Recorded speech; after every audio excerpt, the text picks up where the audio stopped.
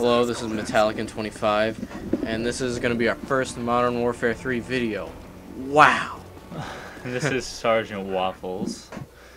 Yeah, so Modern Warfare 3 came out today, and I think that it is very good so far.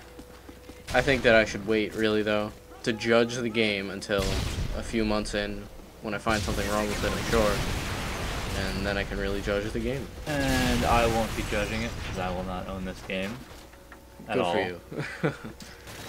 Compared to Black Ops, it's obviously much more faster paced, and even more than Modern Warfare 2. But I think this game, I don't think this game is Modern Warfare 2.5 or Modern Warfare 2 without the bullshit. It just seems like a completely different game. Of course, with all the Infinity Ward, like, trademark stuff, you know, their visuals, physics, that type of stuff. So I guess we can move on to weapons.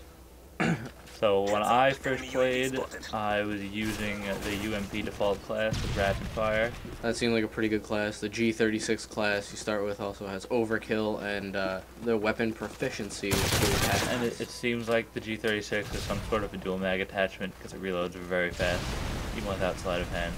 And it has a lot of recoil. And that's another thing to mention. The guns in this game have recoil. And they have idle play. Yay! And the proficiencies are... Oh, there is a proficiency to reduce recoil, which is called kick. And that's the first proficiency you unlock. There's a bunch of other ones, like the 2 attachment one, instead of having a perk for it.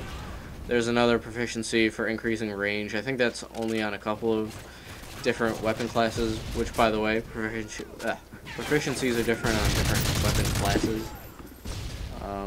I didn't really get to use very many proficiencies, except for the one that lets you have multiple attachments.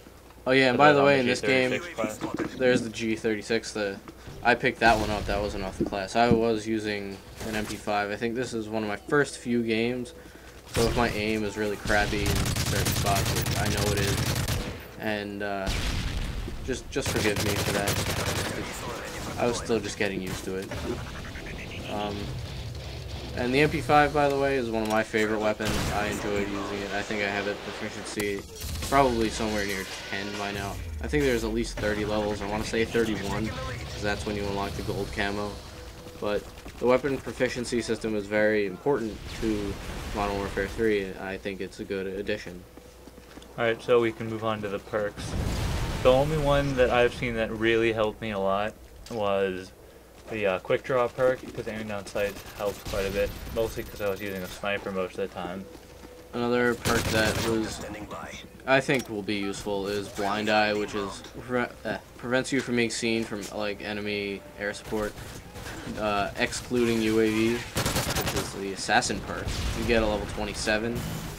That one, people might say that that's an overpowered perk, but I really think that it's the other way around this time. It seems like there's always a UAV in the air, and it's not really that overpowered. Or, I mean, well, the UAVs are more overpowered than the actual perk that prevents it. So, there was another perk I was using Recon, and at first it didn't seem that great because it said explosive damage, but then I realized that if you hit somebody with a stun or a flash, it will still show them up as a red triangle on the radar for quite a bit of time. Another perk that I didn't understand at first was the Marksman perk, which is the third perk. It's useful for snipers, mostly. The description simply says, identify targets at a long range, but what that actually does is it shows the enemy's name above their head, so that you know where they are. But even though they have the red indicator over their name, still it's sometimes difficult to tell where they are because of the surrounding environment and everything. Just 'cause it all depends on how good you can see them. Still. Alright, so the point streaks, I really like it because it obviously you get a point for playing objectives. And one thing I really liked about it was you can have different point streaks on each class. That was something that I wish was in Black Ops even. Just different kill streaks. You can cycle through them if you would like. And one important thing was that the support kill streaks, they have to, like, you don't have to get them all in one life, you can just keep going, and even if you die, it's just whenever you get those kills, unless you switch classes, and then it will restart. And it also may seem that like that's overpowered as well, but it's really not, because I don't even think any of those kill streaks give you direct kills like the assault. The only one that could see being a problem Juggernaut is Juggernaut suit, because you have a riot shield and you have 1,000 health, so it takes 10 times the amount of bullets to kill you. That takes 18 kills, and at least in team deathmatch, I wasn't able to get 18 kills. I guess oddly enough, because you know I'm not amazing. But seriously. But if you played, if you seems like it played could be domination with the support kill streak and captured flags, then it shouldn't could be too a difficult. problem. As long as you don't switch classes, it shouldn't be too difficult to get. But let's move on to the death streak. Death streak. I mean, I'm not even level 30 yet, so I don't know how all of the death streaks actually are. The juiced one is pretty simple. It doesn't help you that much. You just run faster for 5 seconds. There's one kill streak that I don't know what it is. I think it's called Dead Man's Hand. Something Death like streak, that. yeah. Yeah, death streak. That I can't really figure out what it means.